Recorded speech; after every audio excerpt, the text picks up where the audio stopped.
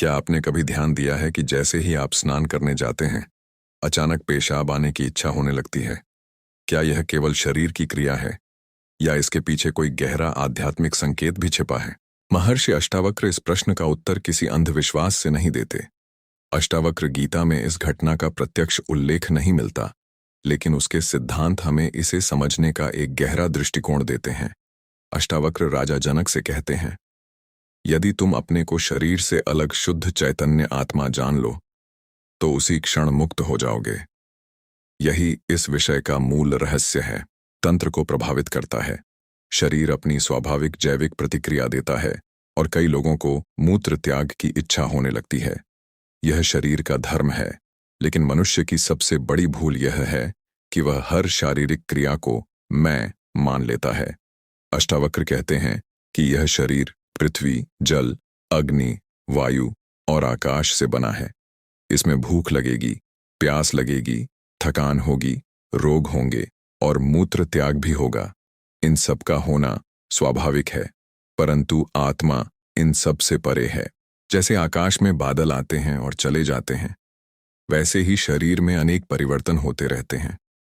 आकाश बादलों से भीगता नहीं, उसी प्रकार आत्मा शरीर की क्रियाओं से बंधती नहीं। यही कारण है कि ज्ञानी पुरुष शरीर की प्रत्येक क्रिया को साक्षी भाव से देखता है। वह न तो उससे घृणा करता है और न ही उसमें अहंकार करता है। स्नान करते समय यदि मूत्र त्याग की इच्छा हुई तो यह कोई शुभ अशुभ संकेत नहीं है। यह शरीर का प्राकृतिक कार्य है। आध्यात्मिक दृष्टि से महत्वपूर्ण बात यह नहीं कि शरीर क्या कर रहा है, बल्कि यह कि तुम उसे किस भाव से देख रहे हो। यदि उस क्षण भी तुम्हें स्मरण रहे, यह शरीर स्नान कर रहा है, यह शरीर अपनी प्राकृतिक क्रियाएं कर रहा है, मैं इन सब का साक्षी हूं, तो वही साधारण स्नान भी ध्यान बन सकता है। अष्टावक्र कहते हैं कि बंधन क्रिया में नहीं, बल्कि पहचान में है। यदि तुम स्वयं को शरीर मानोगे तो शरीर की हर अवस्था तुम्हें बांध देगी। यदि तुम स्वयं को शुद्ध आत्मा जानोगे तो शरीर अपनी गति से चलता रहेगा और तुम भीतर से शांत रहोगे। इसलिए नहाते समय पेशाब आना कोई रहस्यमयी आध्यात्मिक संकेत नहीं, बल्कि शरीर की प्राकृतिक प्रक्रिया है। अष्टावक्र की शिक्षा यह है कि शरीर की प्रत्येक क्रिया को साक्षी भाव से देखो और अपने वास्तविक स्वरूप शुद्ध, बुद्ध, मुक्त आत्मा का स्मरण रखो। पिछले भाग में हमने समझा कि नहाते समय पेशाब आने की इच्छा कोई शुभ या अशुभ संकेत नहीं, बल्कि शरीर की एक स्वाभाविक प्रक्रिया है। साथ ही यह भी जाना कि अष्टावक्र गीता में इस घटना का प्रत्यक्ष उल्लेख नहीं है, लेकिन उसके सिद्धांत हमें यह सिखाते हैं कि शरीर की हर क्रिया को साक्षी भाव से देखना आत्मज्ञान की दिशा में एक कदम हो सकता है। अब प्रश्न उठता है, साक्षी भाव क्या है? महर्षि अष्टावक्र राजा जनक से कहते हैं कि मनुष्य का सबसे बड़ा भ्रम यह है कि वह स्वयं को शरीर और मन समझ बैठता है।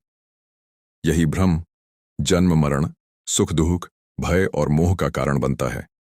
जब तक मनुष्य कहता है मैं शरीर हूं, तब तक शरीर की हर अवस्था उसे प्रभावित करती रहती है। लेकिन अष्टावक्र कहते हैं तुम न शरीर हो, न मन हो, न इंद्रियां हो। तुम वह शुद्ध चैतन्य हो जो इन सब का साक्षी है। साक्षी भाव का अर्थ है बिना आसक्ति और बिना विरोध के देखना। कल्पना कीजिए कि आप नदी के किनारे बैठे हैं। नदी का जल बह रहा है। उसमें कभी स्वच्छ जल आता है, कभी गंदला, कभी तेज धारा, कभी शांत प्रवाह। लेकिन किनारे पर बैठा हुआ दर्शक नदी नहीं बन जाता, वह केवल उसे देखता है। ठीक इसी प्रकार शरीर में अनेक क्रियाएं चलती रहती हैं। भूख लगती है, प्यास लगती है, थकान आती है, रोग होते हैं, हंसी आती है, आंसू आते हैं और मूत्र त्याग जैसी प्राकृतिक प्रक्रियाएं भी होती हैं। ज्ञानी इन सब का साक्षी रहता है। यही साक्षी भाव आत्मज्ञान का पहला द्वार है। अष्टावक्र ये नहीं कहते कि शरीर की क्रियाओं को रोक दो। वे कहते हैं कि उनसे अपनी पहचान मत बना लो। जब स्नान करते समय शरीर में कोई प्रतिक्रिया होती है, तब सामान्य व्यक्ति सोचता है मेरे साथ यह हो रहा है। लेकिन आत्मज्ञान की ओर बढ़ने वाला साधक स्वयं से पूछता है यह अनुभव किसे हो रहा है और इसे जानने वाला कौन है? यहीं से भीतर की यात्रा प्रारंभ होती है। अष्टावक्र का संदेश यह है कि प्रत्येक अनुभव एक अवसर है। यदि जागरूकता हो तो साधारण से साधारण घटना भी आत्मचिंतन का माध्यम बन सकती है। इसका अर्थ यह नहीं कि शरीर की हर जैविक क्रिया में कोई छिपा हुआ रहस्यमय संकेत है, बल्कि यह कि हर अनुभव हमें यह देखने का अवसर देता है कि क्या हम केवल शरीर हैं या उससे भी अधिक कुछ हैं। राजा जनक ने जब अष्टावक्र के उपदेश को आत्मसात किया, तब उन्होंने जाना कि शरीर अपना कार्य करता रहेगा, मन अपने विचार लाता रहेगा, संसार चलता रहेगा, परंतु इन सब के पीछे एक अचल, शांत और शुद्ध साक्षी सदैव उपस्थित है। अष्टावक्र इसी साक्षी को वास्तविक मैं कहते हैं। यदि स्नान करते समय मन शांत हो और साधक यह अनुभव करे, यह शरीर जल का स्पर्श कर रहा है, यह शरीर अपनी प्राकृतिक क्रियाएं कर रहा है, परंतु मैं इन सब का देखने वाला हूं, तो धीरे धीरे शरीर और आत्मा का भेद स्पष्ट होने लगता है। यही आत्मज्ञान की शुरुआत है। अष्टावक्र के अनुसार मुक्ति किसी विशेष स्थान पर जाने से नहीं, बल्कि इस पहचान से मिलती है कि हमारा वास्तविक स्वरूप शरीर नहीं, शुद्ध चेतना है। जब यह अनुभव गहरा होने लगता है, तब शरीर की प्राकृतिक क्रियाएं भी चिंता, लज्जा या भ्रम का कारण नहीं बनती। वे केवल प्रकृति का कार्य प्रतीत होती हैं। यही साक्षी भाव मनुष्य को भीतर से स्वतंत्र बनाता है। अब तक हमने समझा कि शरीर की प्रत्येक क्रिया प्रकृति का कार्य है और साक्षी भाव आत्मज्ञान की पहली सीढ़ी है। लेकिन अब सबसे महत्वपूर्ण प्रश्न सामने आता है, यदि मैं शरीर नहीं हूं तो मैं कौन हूं? यही वह प्रश्न है जिसने प्राचीन भारत के ऋषियों को सत्य की खोज में लगाया। यही प्रश्न राजा जनक ने भी अपने भीतर उठाया था और महर्षि अष्टावक्र ने उसी का उत्तर दिया। अष्टावक्र गीता का मूल संदेश है कि मनुष्य का वास्तविक स्वरूप शरीर, मन या बुद्धि नहीं, बल्कि शुद्ध चैतन्य आत्मा है। शरीर जन्म लेता है, बढ़ता है, बूढ़ा होता है और एक दिन नष्ट हो जाता है। मन में विचार बदलते रहते हैं, भावनाएं आती जाती रहती हैं, लेकिन आत्मा इन सभी परिवर्तनों की साक्षी है।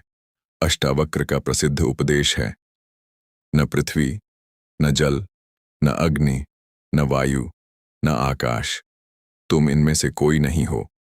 इन सब के साक्षी चिद्रूप आत्मा को जानो, यही मुक्ति का मार्ग है। इसका अर्थ यह नहीं कि शरीर महत्वहीन है। शरीर जीवन का साधन है, उसका सम्मान और देखभाल आवश्यक है। परंतु अष्टावक्र कहते हैं कि भूल तब होती है जब मनुष्य स्वयं को केवल शरीर मान लेता है। कल्पना कीजिए कि एक व्यक्ति दर्पण में अपना चेहरा देखता है। यदि दर्पण पर धूल जम जाए तो चेहरा नहीं बदलता, केवल प्रतिबिंब धुंधला दिखाई देता है। उसी प्रकार शरीर और मन में परिवर्तन आते हैं, लेकिन आत्मा का स्वरूप नहीं बदलता। यही कारण है कि अष्टावक्र बार बार साक्षी बनने की शिक्षा देते हैं। जब नहाते समय शरीर में कोई प्राकृतिक प्रतिक्रिया होती है, तब सामान्य व्यक्ति सोचता है, मेरे साथ यह हो रहा है। पर ज्ञानी समझता है, यह शरीर का कार्य है, मैं उसका जानने वाला हूं। यहीं से भय कम होने लगता है। जो स्वयं को शरीर मानता है, वह रोग से डरता है, बुढ़ापे से डरता है और मृत्यु से भी डरता है। लेकिन जो अपने वास्तविक स्वरूप को आत्मा के रूप में पहचानने लगता है, उसकी दृष्टि बदलने लगती है। वह शरीर की देखभाल तो करता है, पर उसकी हर अवस्था से अपनी पहचान नहीं जोड़ता। अष्टावक्र के अनुसार आत्मज्ञान का अर्थ संसार छोड़ना नहीं, बल्कि अज्ञान छोड़ना है। जब मैं कौन हूं का उत्तर भीतर अनुभव बन जाता है, तब जीवन का हर कार्य बदल जाता है। स्नान केवल स्नान नहीं रहता, भोजन केवल भोजन नहीं रहता, चलना केवल चलना नहीं रहता। हर क्रिया जागरूकता का अभ्यास बन जाती है। यही अष्टावक्र गीता का गहरा संदेश है। मुक्ति किसी भविष्य की घटना नहीं, बल्कि अपने वास्तविक स्वरूप की पहचान है। इसीलिए यदि हम इस विषय को अष्टावक्र की दृष्टि से देखें, तो नहाते समय होने वाली कोई भी प्राकृतिक शारीरिक क्रिया आध्यात्मिक संकेत नहीं है, बल्कि वह एक अवसर है यह स्मरण करने का कि शरीर अपना कार्य कर रहा है और मैं उस सब का साक्षी हूं। यही साक्षी भाव धीरे धीरे आत्मज्ञान का द्वार खोलता है, और जब आत्मज्ञान प्रकट होता है, तब मनुष्य समझता है कि वह जन्म और मृत्यु से परे शुद्ध, बुद्ध और मुक्त आत्मा है।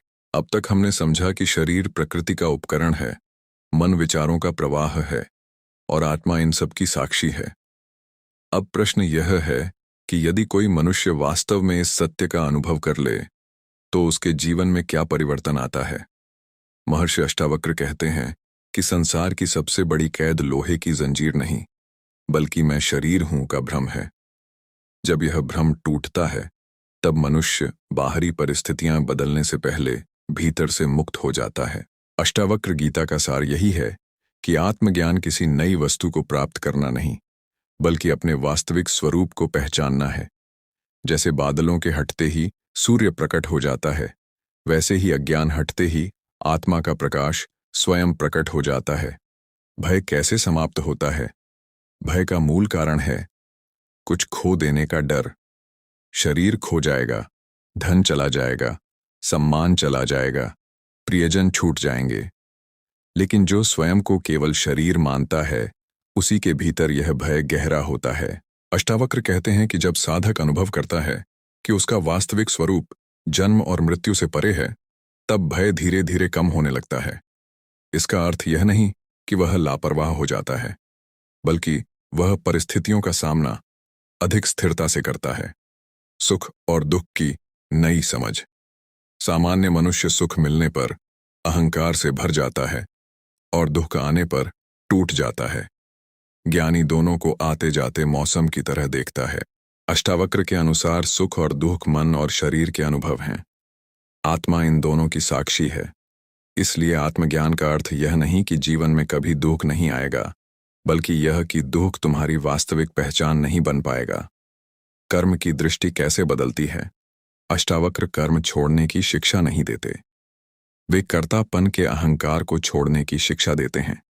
ज्ञानी अपना कर्तव्य करता है लेकिन भीतर से यह जानता है कि प्रकृति अपने नियमों के अनुसार कार्य कर रही है। इससे उसका कर्म अधिक शांत, संतुलित और निष्काम हो जाता है। जीवन का प्रत्येक क्षण साधना बन जाता है। जब यह समझ गहरी हो जाती है कि मैं शुद्ध चैतन्य हूं, तब स्नान, भोजन, चलना, बोलना, कार्य करना सब जागरूकता के अवसर बन जाते हैं।